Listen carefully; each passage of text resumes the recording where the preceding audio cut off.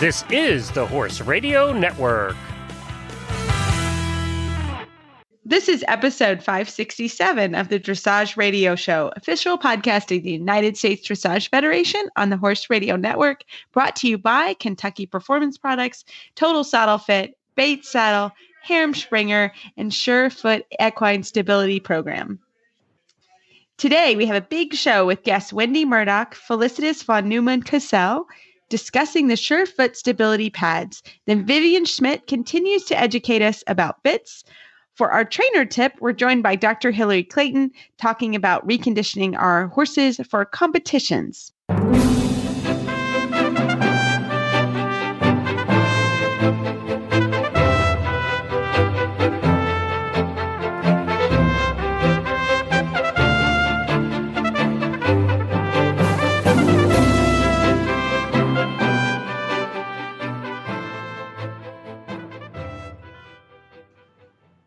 This is Reese Koffler Stanfield from Georgetown, Kentucky.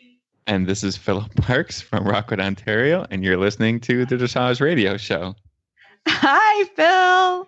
Hi, Reese. Thank you for doing the intro. I could not get through it. Phil couldn't get through it today, guys, so It's been a couple of years, maybe a year or two since we've had one of those issues, but...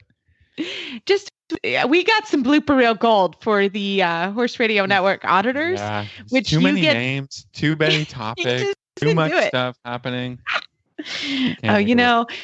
Well, let's be real. Thursday night, I look forward to Thursday night even more than normal, everybody. We really always look forward to it. But really, this is our social hour for a few. This is our social time. It's our social time. I'm so happy to talk to Phil, and Jen's our producer tonight, and it's been so fun to talk to our guests. So I'm sure everyone's feeling the same way. Like, it's just like, it's routine, but it's also like, wow, this is there's some level of social, it's nice. My husband's on a Zoom call in the other room. Like we were just having a party here at Maple Crest Farm. It's the most activity we've had in weeks. Yeah. I even like put on a clean shirt, it's like, I'm feeling like I'm killing it, maybe a little, You dressed up. I dressed up. I dressed up. Exactly. No one is seeing it, but I feel dressed up. So, it's really nice to talk to you guys, and it's nice to be here on the show. And as always, we love it. And Phil, actually, we got a really nice shout out, and we appreciate it because we are really trying to bring some joy to everybody and add some a little bit longer shows right now because I think we all have time. So we actually got a really nice shout out, made our day. Do you have it for us, Phil? It was uplifting. So there was a uplifted. Facebook comment on our last show that we put out with what did we record last week? Crystal Boylan. Yeah, Crystal. Yeah, we had a Canadian show, Phil. It was for you. A Canadian show for us. Yes. So Suzanne said, thank you so much for the extended episodes during this time. Your podcast continued to improve in content and quality. The interview with Crystal Boylan was another high point. A lovely, insightful, well-rounded interview. She's a treasure of knowledge, experience, and honesty. What I wouldn't give for an opportunity to sit and chat with her over a glass of wine. Kudos, Reese and Phil. So many wonderful guests. I feel guilty just highlighting one of them. Yeah, that was Thank you so much. Sweet. It's so Thank nice you. Get the nice comments. Yeah. We love it. And we really are trying to uplift everyone. I hope now, competitions in the U.S. at least theoretically start June 1st. So it's coming up. And I think we have a really good show. Yeah, in Ontario here, actually, Barnes just opened this Tuesday. Okay. As with a number of other single player sports. I don't know how else to say that. Individual sports. So golf, tennis, all these things where you don't have to, non-contact, with people, and you can keep a safe distance. So that's wonderful for me because I can go back to, teaching my students, and they can go back to riding the horses. So kind of everybody in my world, in my circle is really in a good mood. And the other wonderful part is that the weather turned, and now we're in summer.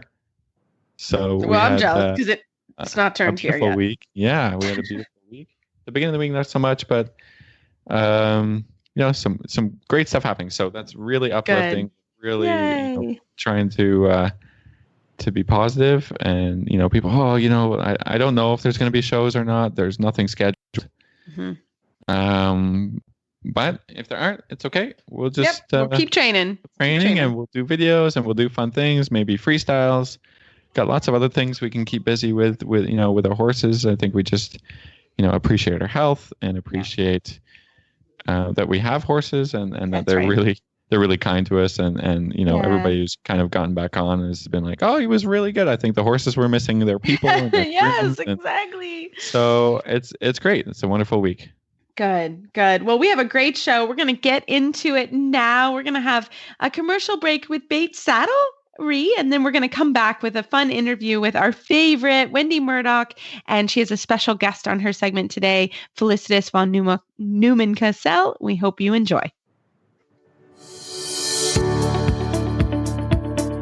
Bates Saddles offer highly specialized saddles for every discipline, engineered to bring out the best in you and your horse.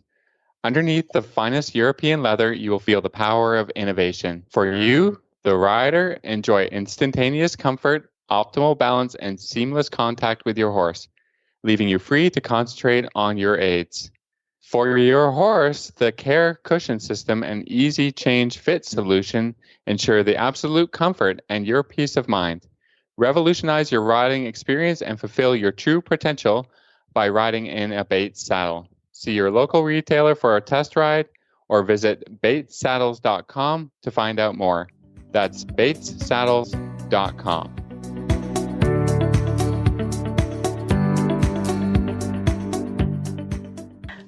Well, we're so happy. Back by popular demand, we have Felicitas von Neumann Cosel. She's the head trainer, international rider trainer at First Choice Farms. Felicitas, welcome back to the show. Well, thank you guys so much for inviting me again. And tonight, I know we want to talk a little bit about a special subject, and the subject are the Surefoot pads. And it is a discovery that I have made probably a little bit more than 3 years ago, when we had a horse that was spooky and difficult.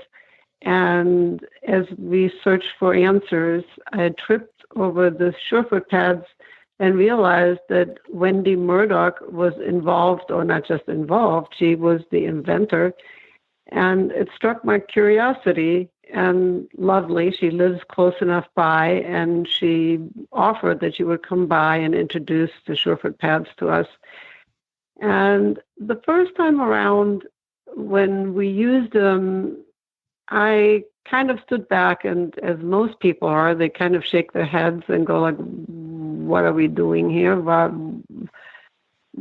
Trying to understand what is happening. And the mare that we used them on didn't have a really impressive change. And so I put it in my back of my mind, but I was not at first convinced. And I'm not a gimmick kind of person, but if there is something that I can do to help the horses, I certainly will do that. And I always look for more answers. So it was in the back of my mind, but I wasn't sold. And then I got another horse that dealt with extreme tension issues. And I know he had physical issues, but also mental issues. And I, again, looking for more answers, went back and I thought about the Surefoot pads. And so Sweet Wendy came back out and we played with more horses on the pads.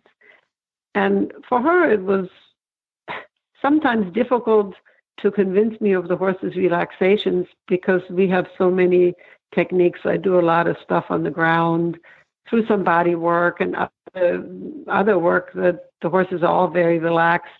So we didn't get the incredible result at first of a horse that goes from wide-eyed to relaxed and almost turned inward sort of feeling. But I could see a change in the horses.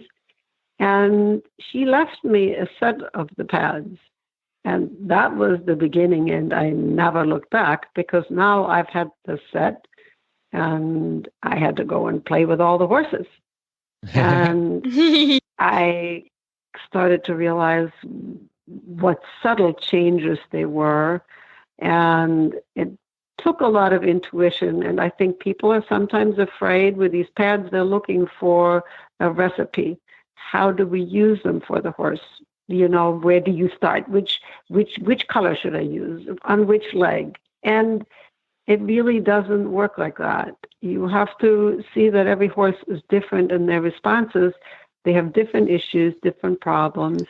And so I had to experiment, and I became a huge experimenter because I didn't just use the pads singly all the way around. I started doubling them up and using them in different ways. And it was really amazing to see some of the changes. And I want to talk about a couple of really special stories. One time I went and gave a clinic, and it was a student of mine who also bought the pads and used them on her horses. And a lady came with a young horse that I had briefly in training, and she came from an outside barn. So for the horse, the environment was new. And he could be pretty wide-eyed and overwhelmed by the environment. And usually I would just try to lunge him and do certain things with him. But having the pads available there, I put him on the pads when she came in, and he came in wide-eyed and snorting, but he was very good to work with, to put him on the pads. And within 10 minutes, this horse stood on the pads, and you could see him take in the environment, and he was completely quiet, but looked around. He wasn't in a coma. He was looking and seeing, but it was almost like he was taking in the environment, but the pads grounded him, that they helped him to take in the environment without running away, without the flight instinct. And so after 10 minutes, I took him off the pads and I hand walked him for the lady, and I walked him around both directions, and he walked behind me totally relaxed, not looking right or left. So then I handed her the horse and she lunged him. He had no explosions. He just lunged like a good old boy. And I looked at her and said, well, I think it's time to get on. And she got on him, and I put her with her on him back on the pads. And so the two of them stood there for another 10 minutes. And it is always interesting for the rider to start to feel the horse's body when they have to start to find their balance on the pads, and there's a gentle swaying, and the rider starts to get a sense of how easily you can actually throw the horse off balance. And after 10 minutes, I walked her off the pads, and she rode the horse and just had a wonderful ride. But to see that click in his temperament was really very unusual. I just never quite have seen it like that. So that really convinced me that besides that the pads challenge the horse physically by finding their center, and they have a very relaxing function or reaction, how should I say it, that to me is not always explanatory, but I almost feel like grounded on the pads, the horses download sometimes their past or some of the issues, and you feel like they come off in a different state of mind. And that's just a fantastic tool. So I use them on really all of my horses every day. And with that, I, of course, came up with many more things that I could do with the pads. One of them is that I, do gentle body work, and I started to realize that when I manipulated the horses very gently on the pads, it was like an additional challenge for the horse to stay balanced, and it seemed to be that much more effective, like do a sternal lift or making them reach down with their neck or do a gentle tail pull, for example. Those were things that I have played with. And then I would look at horses and I would think, where is their weakness?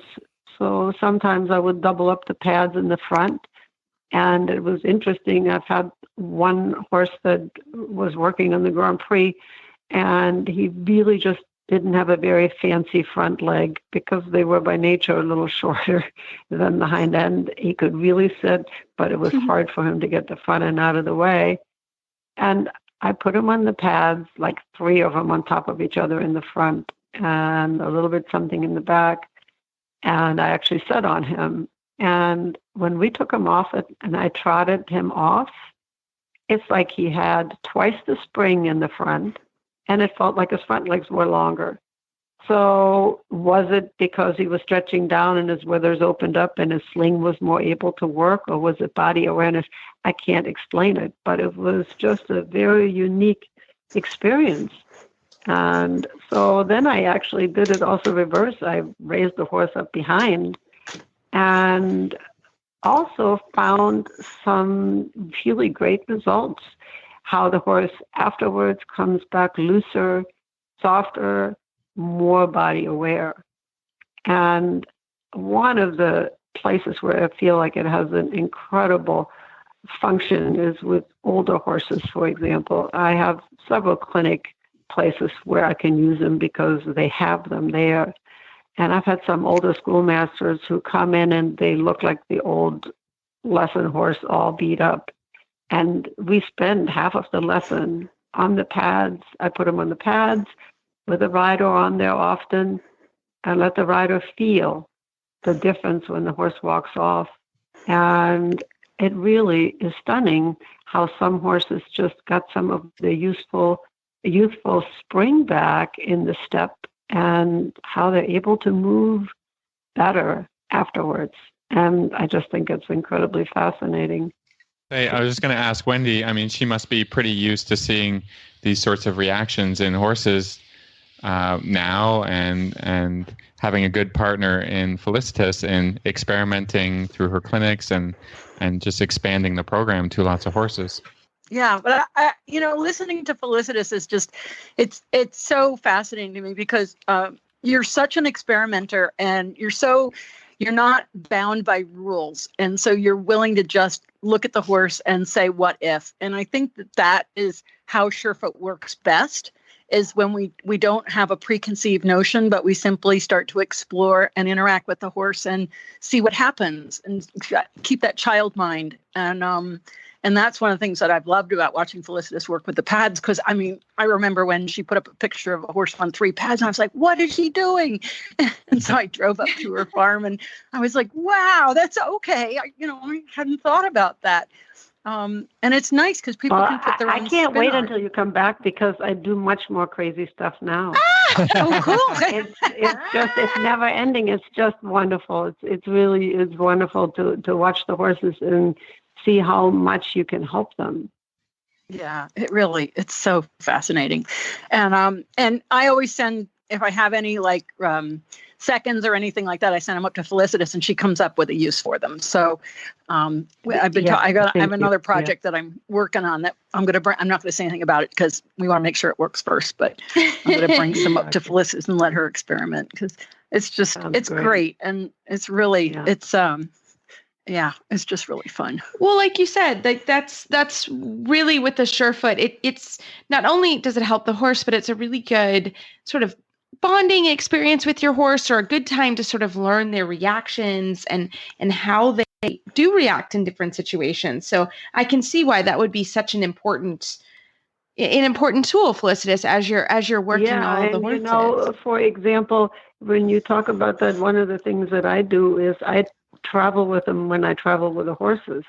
And I had told Wendy about this before, that it was very interesting to me how after the horses come off the trailer and I put them on the pads, how sometimes they struggle more, which tells us trailer riding is not as simple for the horse as we think. Riding with Hilary Schmidt at this wonderful symposium, and the stabling with my stallion was a little unfortunate with some mares right across.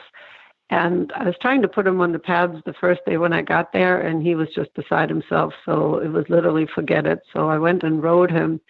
And when I came back the next morning, I could see that he had a little bit of a rough night because he had a party room in his stall. Yeah. And so when I came in with that bag, he looked at that bag and he parked himself there and he literally begged me to put him on because he'd been stressed out. And now he could be on the pads, and it was so relaxing for him, and it was so interesting to me. And this is a horse that, I still have him, and he's on the pads every day, and he's had several incidences where he would walk off the pads. Often he stretches one of the hind legs, but he would bow down like a dog, almost the sternum hitting the ground. Like you look around and you go like, oh my God, what's happening now? And the horse disappears in front of you. So such reactions, that's just fascinating to watch. It really is. Absolutely. And Wendy, how long, when you put horses on the pads every day, or, how long do you recommend people do that? It's so variable. And that's one of the things is people want me to give them a formula, but there really isn't a formula. The only thing I can say is that in the beginning, you really want to keep the sessions short. Like Felicitas has been doing with her horses for a couple of years now. But when you're starting with a horse, you don't know how powerful it's going to be. And one of my webinars that I had was with Dr. Martina Neerthart, who is all about fascia. And she actually said to me in that webinar how powerful they are. And you do have to be careful at first because you can overload them. So you're better doing short sessions in the beginning and then seeing the response of the horse and then sort of dosing it out. And as you see, okay, this is good, he's not sore, you can increase the time. And then you can start to do more different things.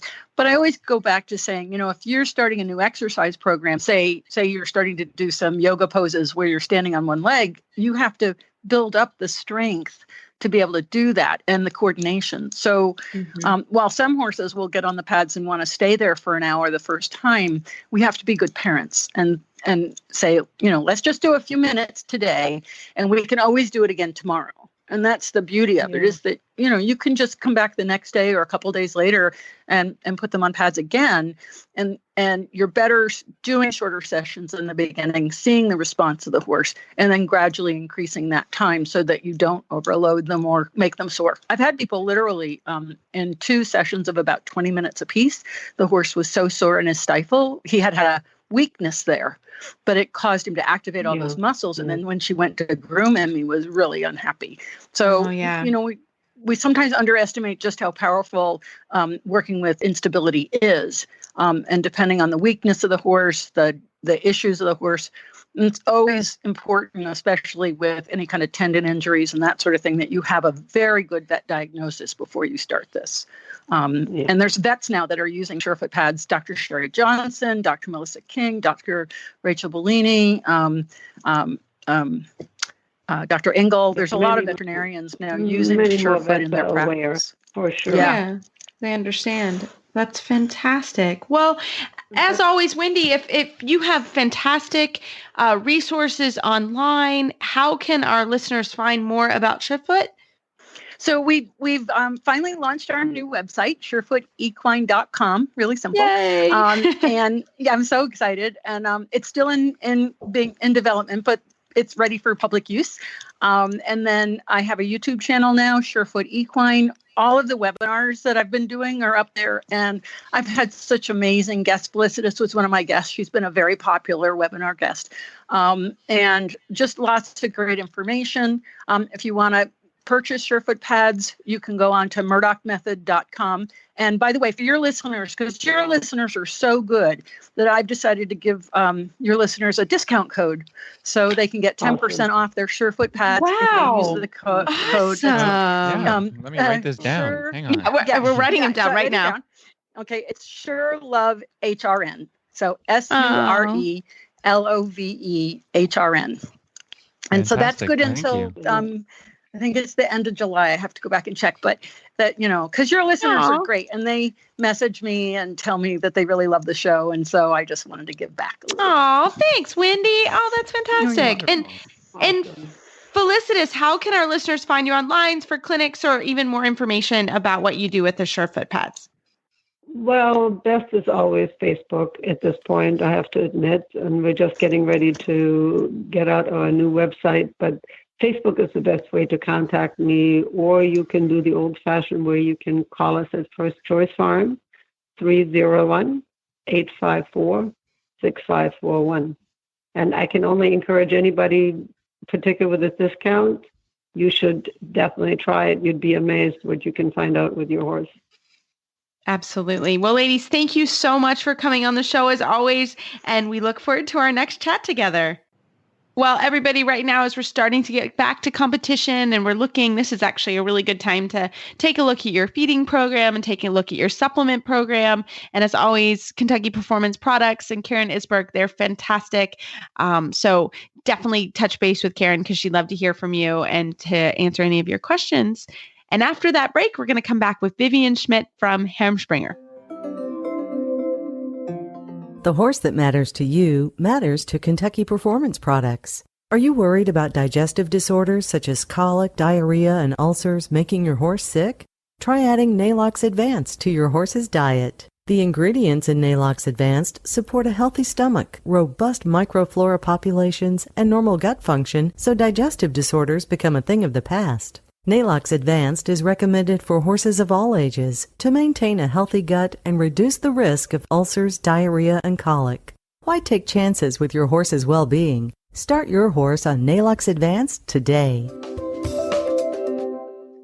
Well, tonight we are always so excited to have Vivianne Schmidt. She is the U.S. Sales and Marketing Director for Hermspringer. Vivianne, welcome back to the show. We've missed you. Oh, thank you so much. We were just chatting off air on how kind of things are going with COVID and how, we usually see each other every couple of months. And so it's very sad. We haven't been able to see each other. So I'm kind of bummed. Everybody else in the world is in the same boat. And it's funny how some people really like the video chats and the video conferences that we're having so many of in the business world and also on a personal level. And then, there's even burnout on that. It's like, how about just an old-fashioned phone call? Like, can we just do that? So, or a cup of coffee. It's really funny. Yeah. That would be so amazing. So, well, we're really glad to have you on tonight, and we've got some really good questions. We wanted to talk about, we have covered a lot of different topics, but we wanted to talk about sort of maybe the 5%, 10% of bits that maybe aren't sort of mainstream. So we've got a list going, but we wanted to kind of start with the Mullen mouth. Can you tell us a little bit about what it is and how you use it? Yeah, so the Mullen mouth is basically, if you look at the Mullen mouth, it's a straight bar bit. So there are no joints and there are no curves. For the most part, it is just a straight bar bit. And it comes in, Springer makes it in Sensagon, so we have it in metal. We have it as the duo option as well as Nace. Nace actually makes a Mullen mouth as well, and it's one of the most popular Nace bits is the Mullen mouth. And in the Nace brand, it actually comes in a different. It comes in a soft, medium, or hard plasticizer type of bit as well. So there are many options.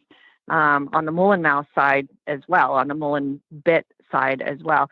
And so then the question is, should I try a Mullen mouth, or what type of horse would you want to try a Mullen mouth on? And again, what type of material would be appropriate? So that's where, you need to know your horse.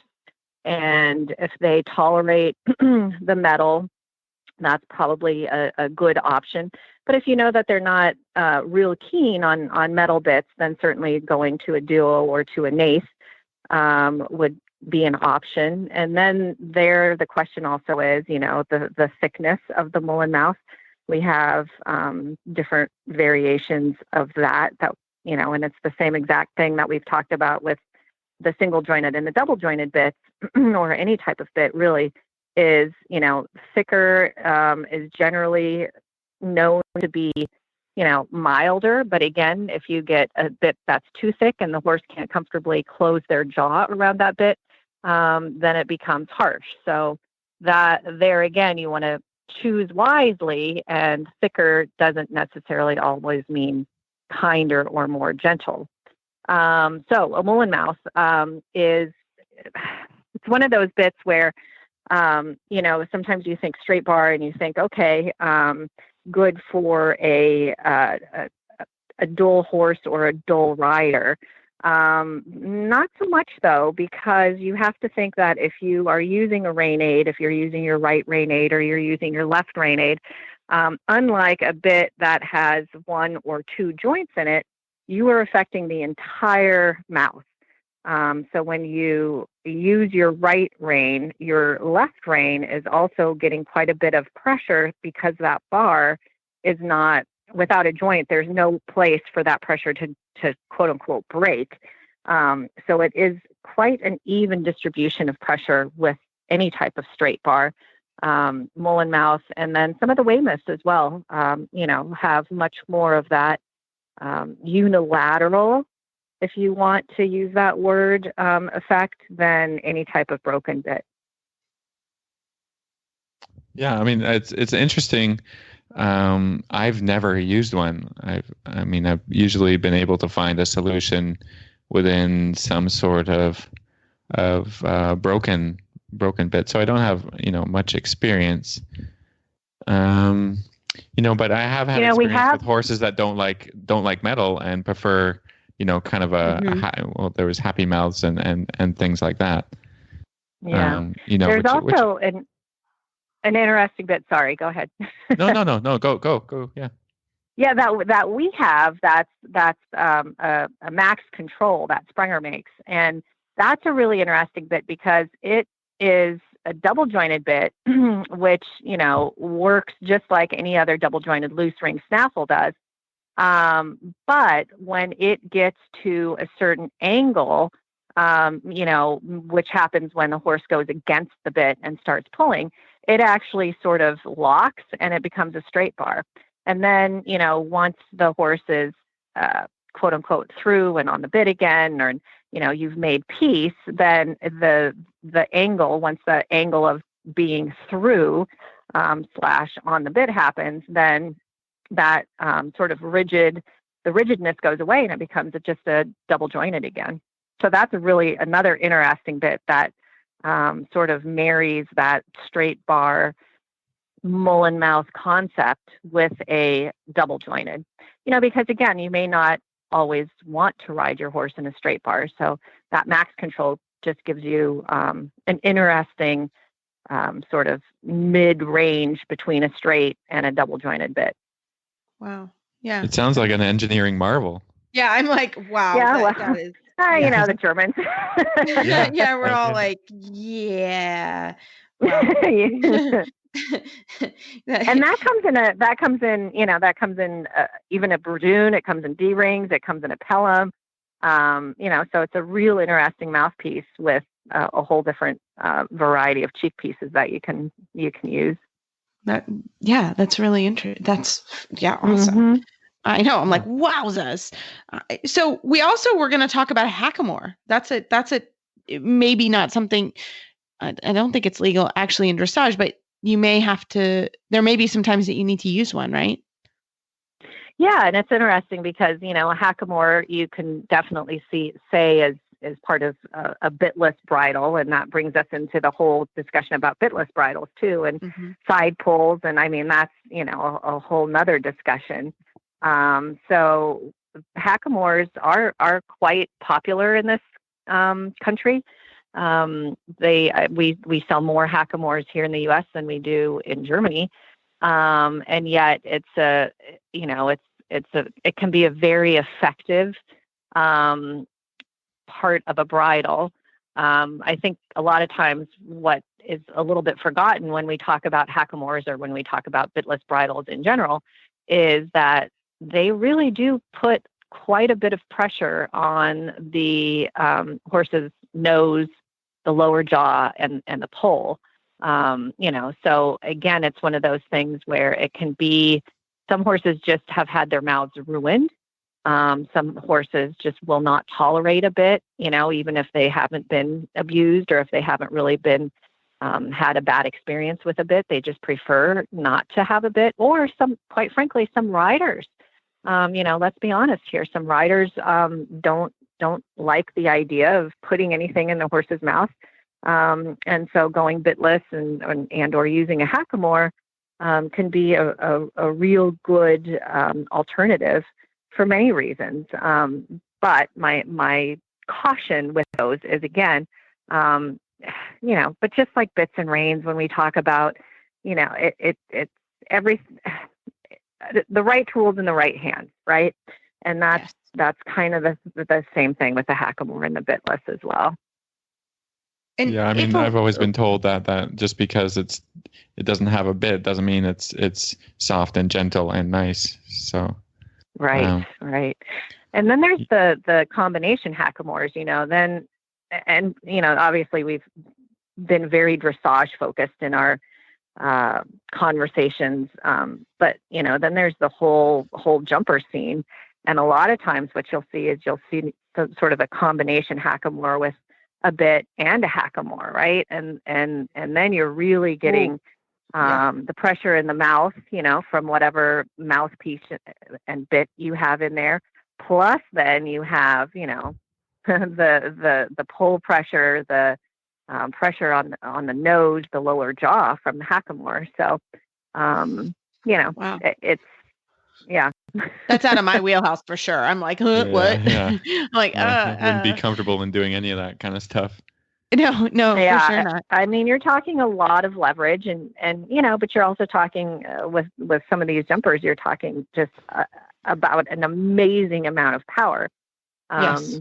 Which is an interesting discussion too, because I always think of dressage as, a good dressage test and a good dressage horse should be capable of jumping, a pretty significant course as well. The difference is you don't have the energy in a dressage horse that you're building. You don't have a jump that you're going over to sort of disperse that energy, right? You continue to ride and mold the energy, ride and mold the energy, ride and shape the energy. And that big oxer never comes in a dressage test, right? Exactly. The end of the whole thing it is never a halt, comes. Right? No. So right. you continue to just build and shape all this energy, and you're like, oh my gosh, where does it go, right? Whereas the jumpers, you build it, and you have a vertical, you have oxers, you have ditches, you have all, whatever it is to sort explosion. of, help you disperse that energy. Yes, exactly. Yeah. I think we've all experienced when that energy goes the wrong way, a little too much in the wrong way. We find ourselves on the hind legs a little bit or something like that. Right. So. Yeah. We've all been there. Yeah. And if you haven't, good for you. We're in awe of that. I love it. Yeah. So any other if we talk about, sort of talking about, jumping bits, one of the jumping bits that's quite popular on the jumpers, but I also know quite a few, dressage riders that either have tried one or have asked about one, are the Waterfords, the multi-jointed bits. I mean, that's just, one joint after another, after another, after another. Ours happens to be the same joint that we use in our double jointed bits, the KK Ultra, the Dynamics, whatever.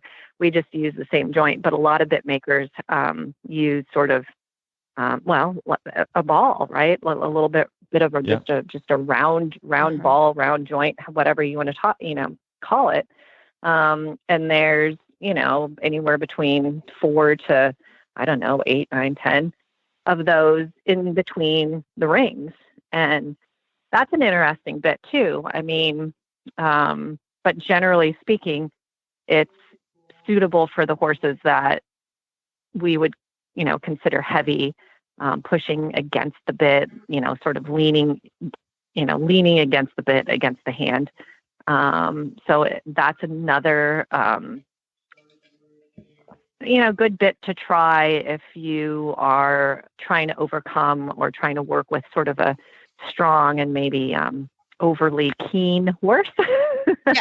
And what you want to look out there for is, again, that there are no sharp edges, right? And it's an interesting bit too, because the horse can't really grab onto it, right? So again, when we talk about horses coming really above the bit or really against the hand, one of the things that they tend to do is sort of clamp on or get rigid. And this is a bit that the horse doesn't really get an opportunity to hang on to anything because there's nothing solid there for them to sort of lean into. So a little bit the opposite of a mullen mouth that we began the discussion with. Yep, exactly. Yep. Yeah, because I think some horses would like the mullen mouth because they need something a little bit rigid, and you want to encourage them to go to the bit and to lean on the bit, and that's where I think that's a nice dressage option because maybe you're riding a thoroughbred. There's lots of they're just breeding horses with such sensitive mouths, Yeah. As we and get again, away if you think from about it, it's a very quiet bit, right? So, so just like you said, the thoroughbreds is a great example because, sometimes they tend to be so busy as is that you just really want a quiet, steady rider with a quiet, steady hand, with a quiet, steady bit, just to kind of bring some peace into the horse, and that's where a straight bar mullen mouth type of bit may absolutely be the right answer. Mm-hmm. Yeah, no, it's true. It's a fascinating thing, and that's why bitting is so unique and so interesting. And but Vivianne, we can't thank you enough because you answer all our questions. But some of these bits we talked about, be careful. You can't show in them; they're not legal. Just heads up on that. I gotta throw that out there, right? We wanted to just give everybody some other information about other bits that are out there, just for your general education as well. And if you're a jumper rider, we hope that they helped you as well. But I didn't want to throw that in there so people aren't like, oh, we heard this. And the other thing about the rules that's really interesting, or that's very important to remember too, is that each federation has their own rules, right? So make sure that you check, and the rules change, and they change a lot every year. And sometimes every single year they change. And sometimes very randomly. So something that has been legal for a while now all of a sudden isn't, or something that maybe hasn't been legal all of a sudden is. And you really have to read your federation, your rule book for what it is that you are showing. So whether or not that, specifically for us, eventing dressage rules are different than U.S. dressage rules are. Then you have Western dressage. Then you have a lot of the just breed shows that also have dressage classes, and whether or not they're run under just the breed rules or whether or not they're being run under USDF rules. USEF, so I cannot urge you as a competitor enough to continue to stay, aware of the rules. Read your rule book before you go to the show. Nothing could be worse than preparing. Especially now, we're all, preparing. That's all any of us can do right now. And then to get to the show and be disqualified over something that is clearly written in the rule book, I can't. And if you have questions, if you have questions and you get to the competition, ask the TD. That's exactly what they're there for, and they can show you. Yep. And in the USEF rulebook, just look under Annex A. That's a really good place to go look. There are pictures there, and there's a lot of time has been put into that document. So, and if you have any questions, send emails. People will. There are people. You can send them to us. And they're really good about getting back to you with questions. Yep. Absolutely. So I think they don't there's want many anybody times disqualified you either. I was just going to say many times you're going to be what's available from Springer may be a new design, and they just haven't had a chance to look at it. You might have to wait a year before you can ride in that new great bit that you've just discovered, just because it's the end of the year that the rules committees are meeting and deciding on bits and the new stuff. And then they'll make it legal for next year or illegal, depending on what their ruling is. And sometimes that's just a case of having to wait. Right. Sometimes it truly is just a timing issue. Yep. Yeah. Yeah, exactly. Well, Vivianne, as always, we can't thank you enough. You just know we just love it when you come on. So how can our listeners find you online if they have any questions? So they can go to the Herm Sprenger USA website. They can go to the Sprenger info website, and that's a .de, but you can also find it under .com. You can email me, Vivianne at German-equestrian.com. You can reach me through you guys. My goodness, we make it pretty easy. Lots of ways. Yeah, we make it lots of ways. You have questions, you can get to Vivianne for sure. We'd love it. Well, Vivianne, as always, thanks so much for coming on, and we can't wait to talk to you soon. Well, Phil, you and I are both welcoming all our students back. It's so fun to see them. And actually, I noticed today one of my students had a new Stability stirrup leather. I was so excited because you and I use these and we love them. We truly use them all the time. And I can't now I really feel the difference if I don't have them on my saddle. And I loved how my student, she said she really appreciates these stirrups because they're not bulky under her leg. And she's not a big lady. And so that is really a huge bonus of these stirrup leathers. She said, I've just never had anything that fits me as well. So I thought that was really cool. And they are very, very good products, especially if you're, just depending on your conformation. And this particular lady had the slim and she loves them. So it's something really cool. Yeah, I haven't heard somebody that has had to send them back, No. Total Saddle Fit has a product guarantee in which you can use the product for, actually, I think right now it's 90 days. Wow. And then if you don't like it, return it, full refund. Yeah, so cool. So, we believe in the products. They believe in their products. They stand behind them. They work for the comfort, and they work for the actually, they're called Stability stirrups because they hold your leg more stable with a wider leather. So I don't think you can lose anything by trying them out. Not that I was really uncomfortable. I've been riding for so many years. I didn't notice. I didn't notice until I had them. With stirrup leathers and the traditional thicker kind. But right. When I switched over to these, I'm not going to switch back. That's either. So, they're really, really good. Well worth the money, and we love them, and we thank Total Saddle Fit for being a great sponsor to us throughout the last 4 years, I think. So yeah, it's fantastic. So thank you, Justin, and TotalSaddleFit.com. Check them out. They have great products. And we're going to come back with a Total Saddle Fit tip of the week from Dr. Hilary Clayton. She's one of my personal favorites, and she's just a wealth of knowledge, and she's fantastic. So we hope you enjoy her interview. Well, tonight, it's really my pleasure to have Dr. Hilary Clayton on our show. She is a writer, a vet, an author, researcher, clinician. She's also my friend, and I'm so thrilled to have you, Dr. Clayton. Thanks for coming on. Oh, it's good to be here. Thanks for inviting me. Well, this is like in Florida, you and I go on hacks. We try to go, it's usually every 2 weeks. And we both have been home, and we missed our last hack before we went home. So this is just a fun get together for us as well. Well, yes, COVID kind of got in the way of the end of our season. It really kind of messed it up for us, for sure, for everyone. Yeah. Oh, but we have a great discussion tonight. We are going to talk about sort of the effects of the COVID restrictions on horse fitness and bringing them back from competition and getting them competition ready. So can you just start us off?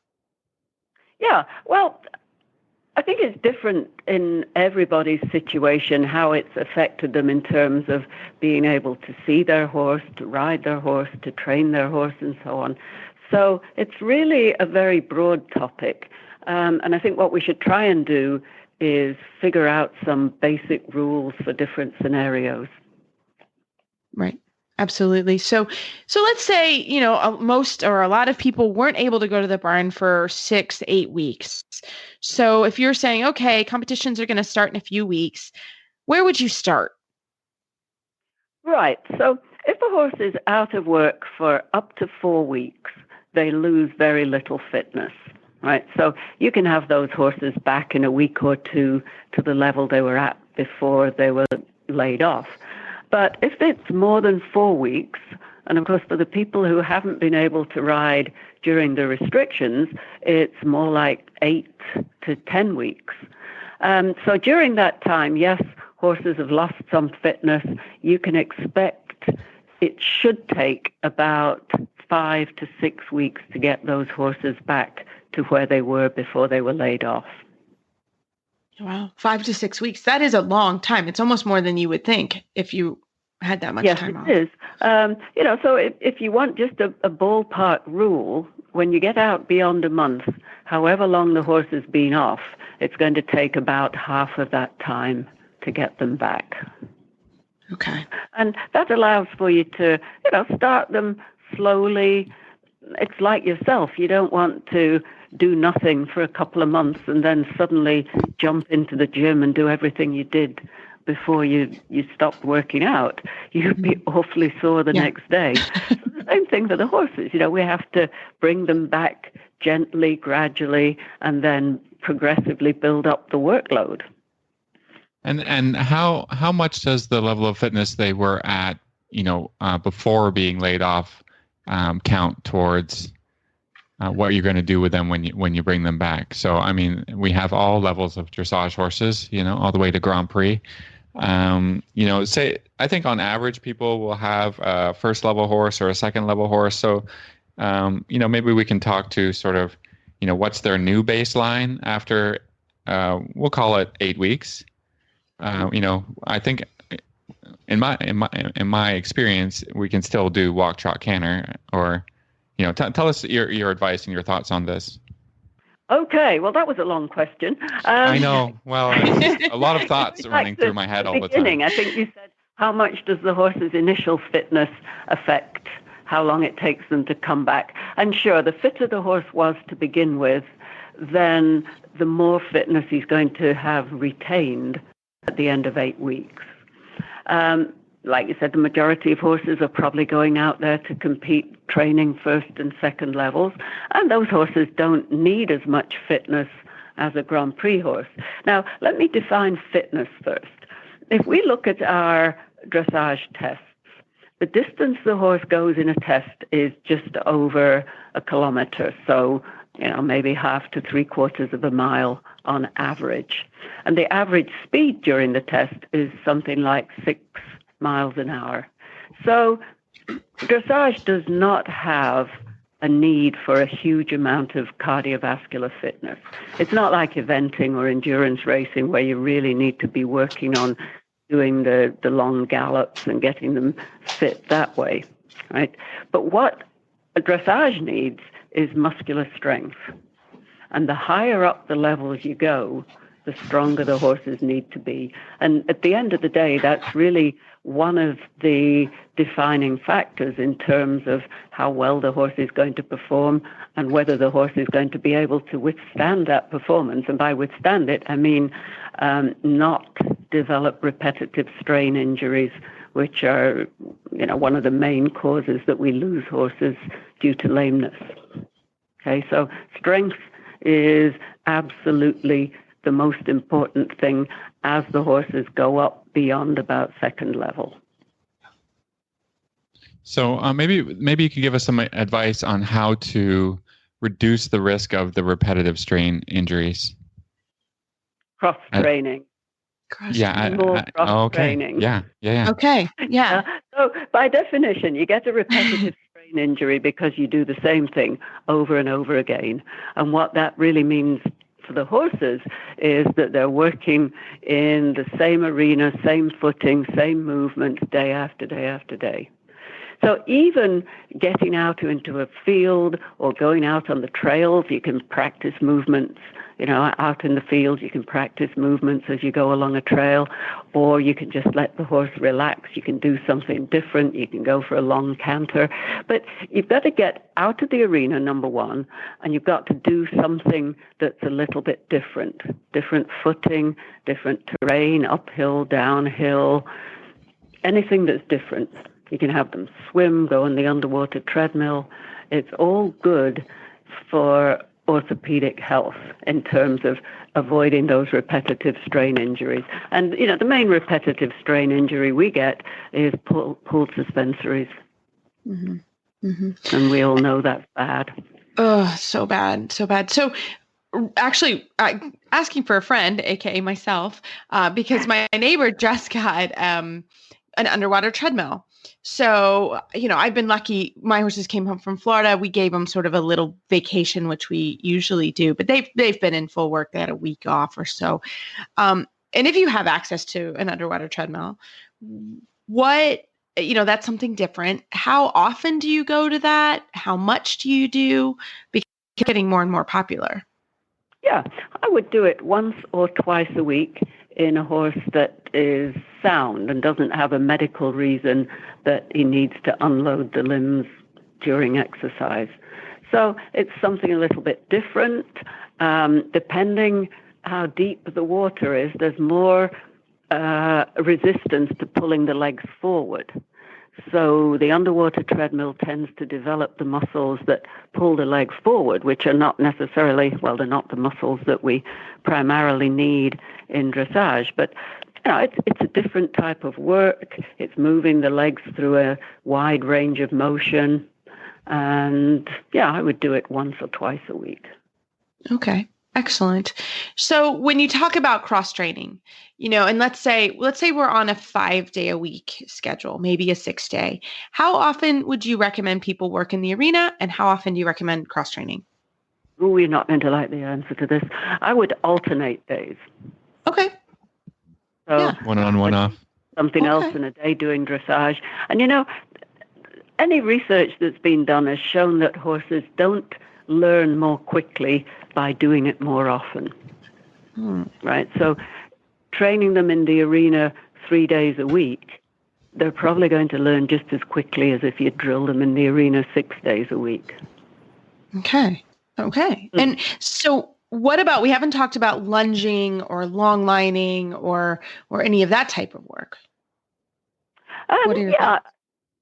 I am not a big lunger personally, but especially some of these horses that have been off for maybe 8 weeks, we have to look after the rider's safety as well.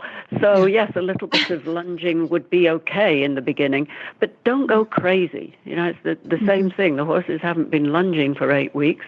You don't want to bring them out and have them spinning around for half an hour to, exhaust them before you get on. If the horses are so fresh, then maybe talk to your veterinarian about sedating them a little bit for the first days you ride them. I think would be preferable to excessive lunging. So, if you're just lunging 5 minutes each direction, that's fine. Got it. Yeah, just to let them get out a little bit. If they've got some bucks held in there. Yeah, I do. I just recently this week actually restarted. I guess how old is he? He's 5, a 5-year-old. He was sort of off for even pre-COVID, just because he had learned everything he needed to do. I don't like to really school a lot in the winter because there's a safety aspect with the snow falling off the roof and all that kind of thing. Yeah. So, I can just leave him be, and he goes out back out in his big field, and then the COVID hit, right? Which I would normally have restarted him in April and kind of got going, but then that delayed all of that thing for until, like I said, this week. And I'm like, okay, you're just going to lunge every day. But now the weather's turned. He's like, he's like too warm to do anything crazy. So I'm just like, okay, I just changed that plan right away. Like, okay, I'm just going to get on. And I did, and it's fine. But it's horses like that COVID has had a bigger effect because he was already off for maybe a couple of months before the COVID thing. Yeah, exactly. And if you could not have been doing anything with him during COVID, then that would be, a 4-month layoff. And that's a long time. Horses haven't retained much. Well, he didn't get a whole lot of fitness in the first place. So he's just a big baby horse. He took a really long time to grow. He's now like 17.2 at least, and so this is not a guy that's been doing any hard work anyway, so it's just like I'm just basically starting from scratch again. Yeah, you're not the person that wants to get back into competition as soon as possible. No, not with that guy for sure. Yeah, so it sounds like, if you're going to show sort of mid-June, now it's reasonable to say it's sort of, I guess, mid to late May. It's reasonable to say if you were really riding now, you could could reasonably go to competition in June. Does that sound right? You could probably go to a competition in June. You could think about things like dropping down a level. Yeah. Just doing one competition a day. Anything you can to make it a little bit easier for the horse, just easing back into it. So I just grabbed another question. I see this is why we can talk for hours. But so that's a good question about amount of tests per day. I'd love to get your take on what you feel horses can really do. And, at what level do you think 2 tests a day is too much? Can you kind of tell us a little bit about that? Yeah, I do 2 a day up through sort of 3rd level. 4th level, I'm doing 1 a day. Yeah. 4th levels. I try to really keep my horse pretty fit. Yeah, but I think I completely agree with that. Like weather, if it's really hot and humid, then 1 a day might be enough for anybody. There is research on how long, on average, people warm up for dressage competitions, and again on average, but across all the levels, it's about the same. It's about half an hour. Really? Okay. Yeah. That makes sense. If you sense. got half an hour warm up and sort of 10 minutes riding around the arena and doing your test, then you're looking at sort of 40 minutes of work for the horse. And the work that people do in the warm up, the horses are working at about the same heart rate as they are in the arena. So it's not like they're just walking a whole lot in the warm up. Right. Okay. So if you're doing 2 tests a day, you're at almost an hour and 20 minutes. Am I right? Hour and 20 minutes, hour and a half of work. Yeah. So your horse should be fit enough to be able to do that. But I think we all agree, once you get to 3rd and 4th level, the work gets pretty hard. And I think it also depends, right? If you're shipping to the show, because it's far, are you going hours on a trailer the day before? I think you have to kind of. Well, for me, it depends whether it's a 1-day show or a multi-day experience that you want to save the horse for the 2nd day and the 3rd day. For us, how we show here is basically 3 days. And I don't know a horse that could do a 4th level, show really well, and give me the expression and all of the the best effort he can over if that's 3 days, that's 6 tests plus maybe you arrive early, so you're doing a little bit longer warm up on the first day. That's really tough on a horse. I think that's. Yeah, and most of the shows I do, I either hack in if I'm in Florida, or I ship in from home and bring the horse back at night. And if it's a 3-day show, I'll show first day, last day, give him a day in the field on the middle day. Yeah. And for me, that works very well. Yeah, I agree. I don't love 3-day shows. I think by the 3rd day, everyone's exhausted and I'm just out. Yeah. But we in Florida, in our neighborhood, you can hack to the horse show. So it is, it's not as stressful as going in a trailer, and they get fairly used to it. By the end of the season, they know exactly what's happening. Yeah. But yeah, I'm with you. I typically do the first day or the 3rd day or the 1st and 2nd, but I rarely will show. But again, Philip, you're in a different situation. You guys have a much shorter show season in Canada, and I kind of like it because I have a basic plan for each day of the competition. Like I say, okay, well, first day, first show day, we're showing the first test, and we sort of, okay, let's get the horse kind of ring savvy, maybe, like I'm not really like going for it. The 2nd day, amp it up a little bit, and by the 3rd day, I can decide, okay, do I scratch the horse because he's tired? Do I, what do I sort of have an idea of what do I want out of each day, each show? Not like, okay, I'm going to go and first day give my best test, and 2nd day I just do the same thing again. And then I think that's not very useful. But yeah, it's just for everybody, it's something different, and you have to have a really good plan. And my plan is not to exhaust the horse over 3 days. Just right. You have to be smart. You have to think about it. Sure. You gotta make a plan and follow through. That's about it. Yeah, I love it. It's always good to have a plan.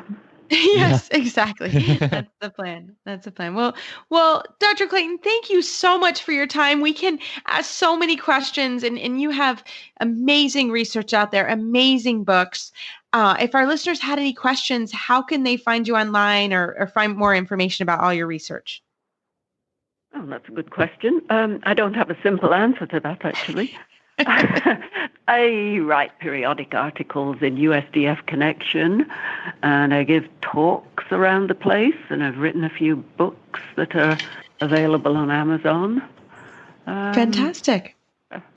You can Google like crazy, and you're everywhere, Yeah. and we love it. Well, we can't thank you enough for your time, and I can't wait to see hopefully at a horse show, or for sure for our hacks in the winter in Florida. So thanks for coming on the show. Okay, and thanks for having me. Okay, cut there. Put in the Hilary conversation, and then we're going to come out. And we're going to talk close. about the workout. Okay, yeah. Oh, yeah. Oh, yeah, we'll do it right now. Okay, in 3, 2, 1. Well, Phil, how is your dressage rider training week 3 going? I think, are we in week 4? Oh, maybe we're in week 4. I think we're in week 4, Reese. Sorry, I'm in week 4. I have to have it on my email. You're right. We're week 4. I don't know. The core. That's okay. Oh, the core. Okay. Oh, the core. We're week 4. Sorry, guys. I tell you, I don't even know what day it is. Now I'm coming to a busy time. I'm not sitting at home wondering what to do with all of my time now. But yeah, I think the beauty of it is the 20-minute workouts. Yeah, it's huge. You can begin your day with a little workout. Yep. You can finish your day with a little workout. Mm-hmm. I find it not a problem to fit that into my day. And after every time, it's a little bit when I have to do it at the end of the day, I'm a little bit like, oh, should I do it? But 20 minutes later, I'm like, you know what? That was great. And I feel better. Yeah. I have noticed that it's helped my riding. So yes, it's interesting, isn't it? And the core, I will say I got some text messages, not email or Facebook shout outs, but I got some texts that were quite funny from a couple of my students that are doing it. And they were the core. I have not done my core yet this week. I'm scared, but no, it's good. It's really, actually, really helpful. I found this week a little easier than last week. Oh, good. Last week was like, but last week was week 4 settled down a little bit. Okay. But at the end of it, was, and then she just talks about week 5 stepping it up again, and I was just like, oh, you're like, I'm no, just getting comfortable. Right. But if you don't know what we're talking about, we as a community are doing the dressage rider training program with Nicholas Smith out of New Zealand. And she is fantastic. And we're on week 4. So keep the Facebook and email shout outs coming. I enjoy them. I laugh and I'm feeling the same way. Some text messages I've gotten. So we love it. So keep them coming. And that's why we're doing this. We're kind of all doing it together. So let us know how you're riding is doing. And if you have any questions or comments for us and how we can make the show better, or any special guests you want to get while we're kind of still all a little bit in quarantine, let us know. And as always, you can find our show notes and links to today's guests on our website, dressageradio.com. Like us on Facebook, just search Dressage Radio Show. Follow us on Twitter at Horse Radio. My website is maplecrestfarmky.com, and my email is reese@horseradionetwork.com. You can find me on Facebook, or my email is philip@horseradionetwork.com. I'd like to thank our sponsors this week for allowing us to put on a show. And don't forget to check out all the other shows on the Horse Radio Network at horseradionetwork.com. As always, everybody, keep your heels down, your shoulders back, and stay safe and well. And we hope you're enjoying getting back to riding.